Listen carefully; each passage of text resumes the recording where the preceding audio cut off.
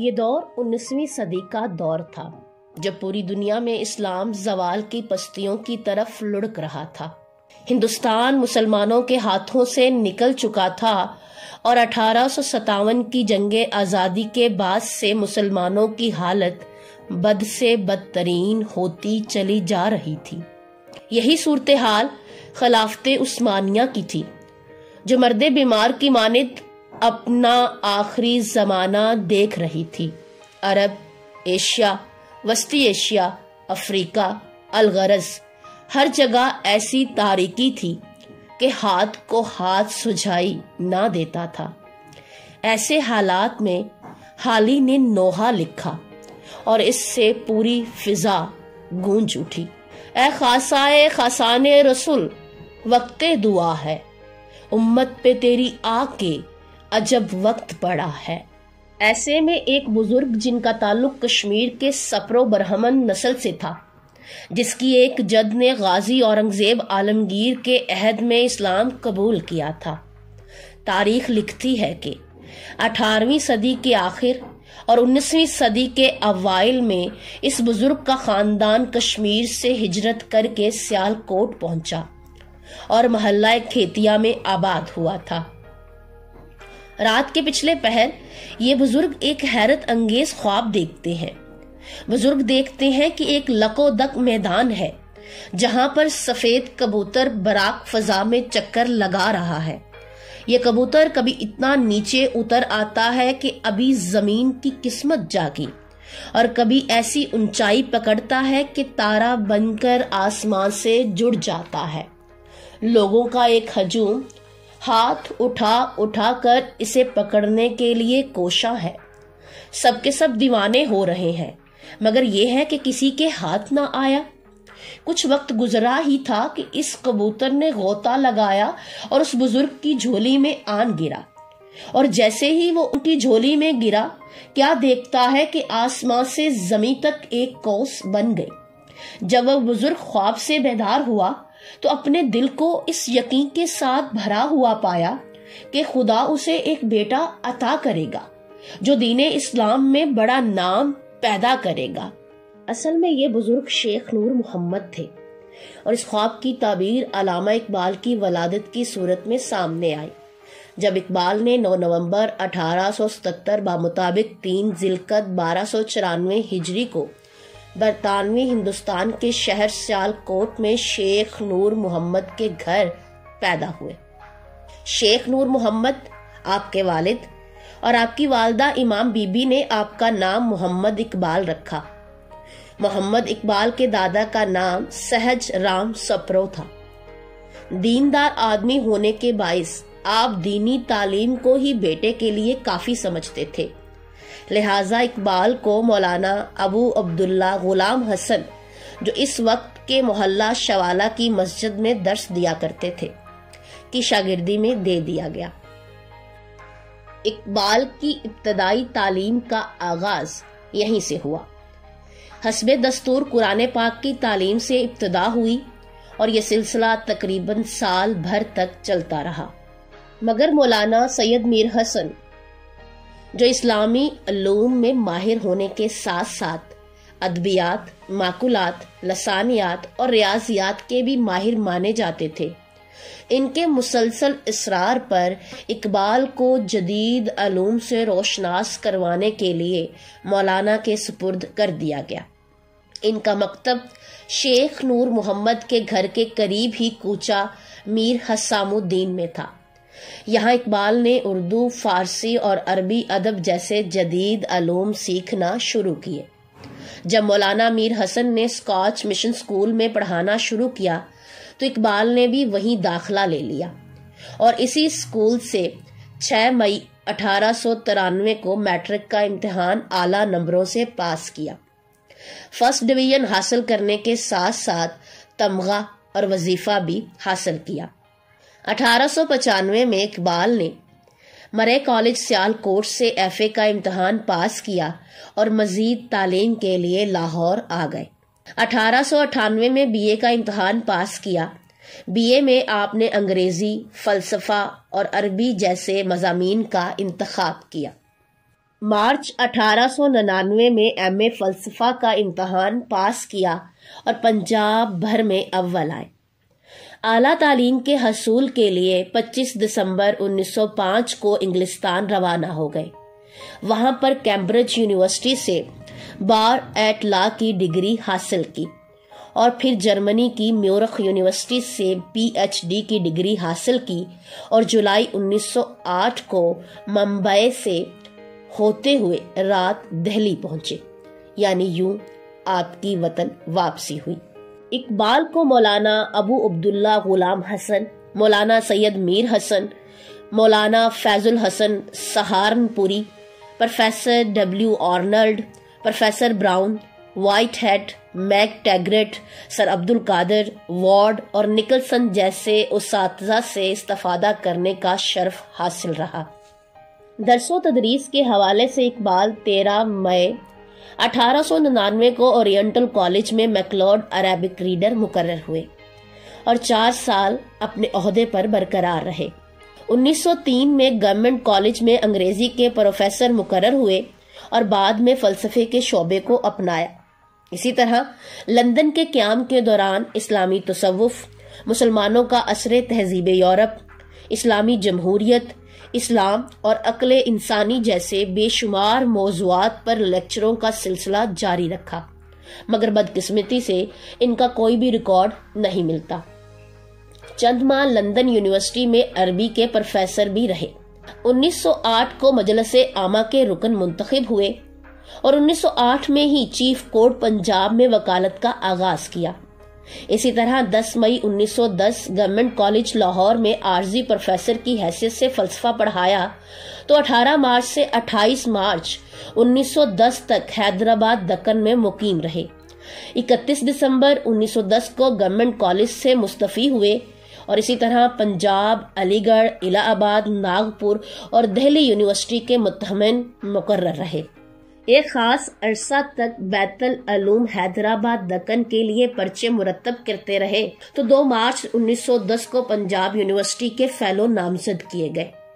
اسی طرح Lala Ram Prashad professor government college Lahore کے ساتھ مل کر نصاب کی ایک اہم کتاب تاریخ ہند لکھی جو 1913 میں شائع ہوئی۔ مختلف اوقات میں oriental and arts faculty senate اور سینڈیکیٹ کے رکن بھی رہے۔ 1919 میں اورینٹل فیکلٹی کے ڈین بنے تو 1923 میں یونیورسٹی کی تعلیمی کونسل اور پروفیسرشپ کمیٹی کی رکنیت حاصل کی۔ پنجاب ٹیکسٹ بک کمیٹی کے رکن رہے تو میٹرک کے طلبہ کے لیے نصابی کتب آئینہ عجم مرتب کی جو 1927 میں شائع ہوئی اور یوں 1932 تک آپ پنجاب یونیورسٹی سے منسلک رہے۔ اور یہی نہیں، اقبال اپنی شاعری کی بنا پر بے مثل شاعر مانے جاتے ہیں جن کا کلام آج بھی زبان زد عام ہے۔ اقبال نے شاعری کا آغاز طالب علمی کے زمانہ سے کیا۔ شروع میں اقبال شاعری کے حوالے سے سنجیدہ نہ تھے، نہ کسی کو سناتے، نہ محفوظ کرتے، لکھتے اور پھاڑ کر پھینک دیتے۔ لیکن ایک وقت ایسا آیا کہ شاعری اقبال کا محض مشغلہ نہ رہی بلکہ روح کی غذا بن گئی۔ اقبال نے اپنی شاعری اور امام فروز پیغامات سے ہی مسلمانان ہند کو بالخصوص اور مسلمانان عالم کو بالعموم خواب غفلت سے بیدار کر کے تصور پاکستان پیش کیا اور مصور پاکستان کہلائے۔ اقبال ایک عظیم شاعر اور فلسفی ہونے کے ساتھ ساتھ مسلمانوں کے ایک اہم سیاسی رہنما بھی تھے۔ اقبال نے زندگی، موت، خوشی، غم، عشق، عقل، فراق، وصال، ملک، وطن، مذہب، سیاست، ادب، معاشرت، وقت، تاریخ، مطالعہ، فطرت، غرض زندگی کے ہر موضوع کو اپنے کلام میں سمو لیا۔ انہوں نے غزل کی پاس آمیزی کو حیات پرور، حیات آفرین بنایا اور اس کو نرمی و نزاکت کے دائرے سے نکال کر جوش، ولولہ اور توانائی عطا کی۔ ان کی شاعری میں عشق و عقل کی مارکہ آرائیاں بھی ہیں، جنون و خرد کی پنجہ آزمائیاں بھی، فلسفہ خودی بھی ہے اور مرد مومن کا تصور بھی۔ کہیں شاہین کو پرندوں کی دنیا کا درویش کہا تو کہیں نوجوان کو شاہین سے مماثلت دی۔ اقبال کو داغ، غالب، حافظ، بیدل اور رومی جیسے شعراء کی شاگردی کا شرف حاصل رہا۔ اقبال کی شاعری کو 3 مختلف ادوار میں بانٹا جاتا ہے۔ پہلا دور 1901 سے 1905 کا ہے، جس میں اقبال وطن پرست اور فطرت کے شاعر کے طور پر نمایاں ہوئے۔ دوسرا دور 1905 سے 1908 کا ہے۔ اس دور میں آپ کی شاعری یورپی تہذیب کے انسان کے روحانی اور اخلاقی تربیت پر مہلک اثرات کے حوالے سے نمایاں رہی۔ تیسرا دور 1908 کے بعد کا ہے۔ اس دور کی شاعری ایسی شاعری ہے جس کی بنا پر اقبال کو شاعر مشرق اور حکیم الامت جیسے خطاب ملے۔ اردو زبان میں بانگے درا 1924، بال جبریل 1934، ضرب کلیم 1936، ارمغان حجاز 1938، جبکہ فارسی میں پیام مشرق 1913، اسرار خودی 1915، رموز بے خودی اور زبور عجم 1917۔ اسی طرح پس چے باید کردہ اقوام مشرق 1931، جاوید نامہ 1932 اور مسافر 1936، جبکہ انگریزی تصانیف میں فارسی میں ماورائے طبیات کا ارتقاء 1908 اور اسلام میں مذہبی افکار کی تعمیر نو 1930 میں لکھی گئی اقبال کی اہم تصانیف ہیں۔ سیاسی اعتبار سے بات کی جائے تو 20ویں صدی کے ابتدائی اشروں میں جب مسلم لیگ 2 دھڑوں میں تقسیم ہوئی تو اقبال نے سب قائدین سے دوستانہ مراسم قائم رکھے، پر عملی طور پر سیاست سے خود کو غیر وابستہ رکھا۔ 1911 میں تنسیخ بنگال کا اعلان ہوا تو 1 فروری 1912 کو موچی دروازہ لاہور میں مسلمانوں کے ایک احتجاجی جلسہ کی صدارت کرتے ہوئے سوئی ہوئی مسلم قوم کو جھنجھوڑا اور انہیں خواب غفلت سے بیدار کیا۔ یورپ سے واپسی کے بعد 1914 تک بنیادی فکر کی تشکیل و تکمیل میں مگن رہے۔ 13 اپریل 1919 کو جب امرتسر جلیانوالہ باغ کا حادثہ پیش آیا تو اقبال نے خانہ نشینی کو ترک کر کے جہاد بن قلم کا آغاز کیا۔ 1919 میں تحریک خلافت کے وفود کی برطانیہ روانگی کو انگریزوں کی چال قرار دیتے ہوئے تردید کی تو خلافت کمیٹی سے علیحدگی اختیار کی۔ 16 اپریل 1922 میں انجمن حمایت اسلام کے سالانہ جلسے میں اپنی طویل نظم خزرہ پڑھ کر جنگی عظیم اول میں فاتح اقوام کی دھاندلی، ان کی ابلیسانہ سیاست، سرمایہ داری کی عیاری، مزدور کی بیداری، عالم اسلام خصوصاً ترکان آل عثمان کی بے دست و پائی پر مؤثر اور بلیغ تبصرہ کیا۔ جنوری 1923 کو اقبال کو سر کا خطاب ملا۔ 30 مارچ 1923 کو انجمن حمایت اسلام کے ہی جلسے کی صدارت کرتے ہوئے ایک اور طویل نظم طلوع اسلام پڑھ کر یونانیوں پر ترکوں کی فتح کے واقعے پر روشنی ڈالی۔ عوام کے بھرپور اصرار کے باوجود 1923 میں ہونے والے انتخابات میں اقبال نے حصہ نہ لیا، مگر 1926 کے انتخابات میں نمایاں کامیابی حاصل کی۔ اس کے بعد یونینسٹ پارٹی میں شمولیت اختیار کی اور اسی سال پنجاب کی صوبائی مسلم لیگ کے سیکرٹری بنے اور عملی سیاست کے میدان میں قدم رکھا۔ 2 جنوری 1929 دہلی سے جنوبی ہند کے دورے پر روانہ ہوئے۔ مدراس، میسور، بنگلور اور حیدرآباد دکن میں خطبات دیے۔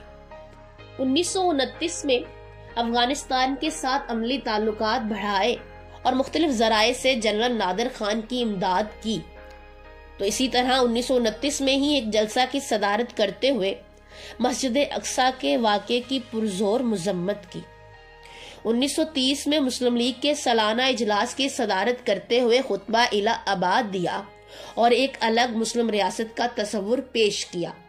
1931 اور 1932 میں ہونے والی گول میز کانفرنسز میں برطانوی حکومت کی جانب سے دعوت کے باوجود آپ نے ان کانفرنسز کا اعلانیہ طور پر بائیکاٹ کیا۔ مسلم سیاسی انتشار سے دل برداشتہ ہو کر جب قائد لندن چلے گئے تو اقبال یہ سب دیکھنے اور کڑنے کے لیے تنہا رہ چکے تھے، لہٰذا اقبال کی بھرپور کوشش اور اصرار کے باعث ہی قائد اعظم ہندوستان واپس آئے۔ 6 मई 1936 کو قائد کے کہنے پر ہی اقبال نے شدید علالت کے باوجود مسلم لیگ مرکزی پارلیمانی بورڈ کے رکن ہونے کی حیثیت اختیار کی۔ 12 مئی کو اقبال دوبارہ پنجاب مسلم لیگ کے صدر منتخب ہوئے۔ علامہ اقبال کی تعلیمات اور قائد اعظم کی انتھک کوششوں کی پیدائش ملک آزاد ہوا اور پاکستان معرض وجود میں آیا۔ علامہ محمد اقبال 21 اپریل 1938 بمطابق 20 صفر المصفر 1357 کو فجر کے وقت اپنے گھر جاوید منزل میں طویل علالت کے باعث خالق حقیقی سے جا ملے اور ان کو لاہور میں بادشاہی مسجد کے پہلو میں سپرد خاک کیا گیا۔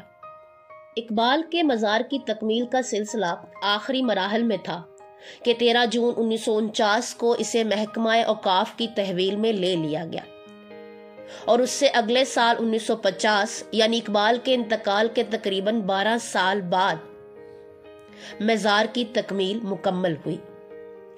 مزار کے اندر چاروں دیواروں پر چھت سے کچھ نیچے قرآن کی منتخب شدہ ایک پوری آیت اور 3 آیات کے بعض حصے بڑی نفاست سے کندہ ہیں جن میں سنگ موسیٰ بھرا ہوا ہے۔ یہ آیات الہی ملک کے نامور خطاط اور صاحب طرز خوشنویس حافظ محمد یوسف صدیدی کی قلم کا کرشمہ ہے۔ مشرقی دیوار پر سورہ انبیاء کی آیت نمبر 105 جس کا ترجمہ کچھ یوں ہے کہ زبور میں ہم لکھ چکے ہیں کہ زمین کے وارث ہمارے نیک بندے ہوں گے، اور اسی طرح شمالی دیوار پر اسی بلندی میں سورہ ابراہیم کی 24ویں آیت کا ٹکڑا درج ہے جو علامہ محمد اقبال کو بہت پسند تھا، جس کا ترجمہ کچھ یوں ہے: پاکیزہ بات کی مثال پاکیزہ درخت کی سی ہے جس کی جڑیں مضبوط اور ٹہنیاں آسماں میں ہوتی ہیں۔ جنوبی دیوار میں سورہ ابراہیم کی 27ویں آیت کا ایک حصہ جس کا ترجمہ یہ ہے: ایمان لانے والوں کو اللہ ایک قول ثابت کی بنیاد پر دنیا اور آخرت جبکہ دونوں میں ثبات عطا کرتا ہے۔ اور اسی طرح مزار کی مغربی دیوار پر سورہ توبہ کی 40ویں آیت کا یہ ٹکڑا بڑے ہی خوبصورتی کے ساتھ لکھا ہوا ہے جس کا ترجمہ یہ ہے: اللہ کا بول تو اونچا ہی ہے۔ اور یہی نہیں، مزار کے لیے بہت سے خوبصورت اشعار کا بھی انتخاب کیا گیا۔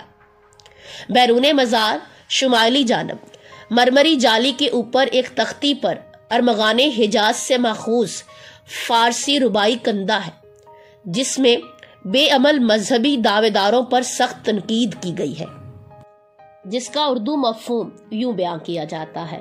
اقبال فرماتے ہیں: میری سانس کو باد بہاراں کی سی صفت عطا ہوئی ہے اور گھاس کے تنکوں کو میرے اشکوں نے چمیلی کی سی مہک عطا کی ہے۔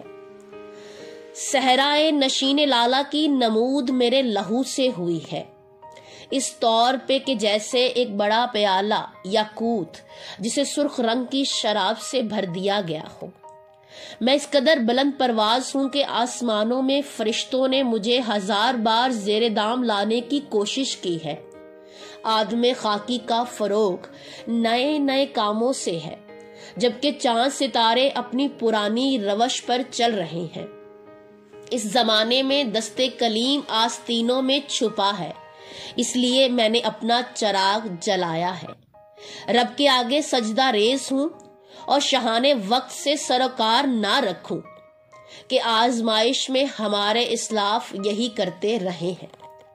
اقبال کی خوبصورت نظم کے یہ اشعار چھت کے مغربی حصہ، جنوبی حصہ، مشرقی حصہ اور شمالی حصہ پر کندہ ہے۔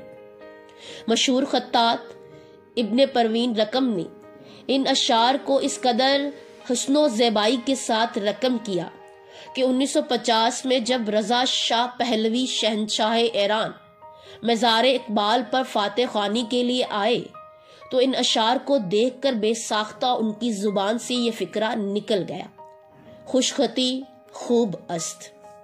اقبال کو آج بھی شاعر مشرق، حکیم الامت، ترجمان اسلام اور مصور پاکستان جیسے القابات سے یاد کیا جاتا ہے۔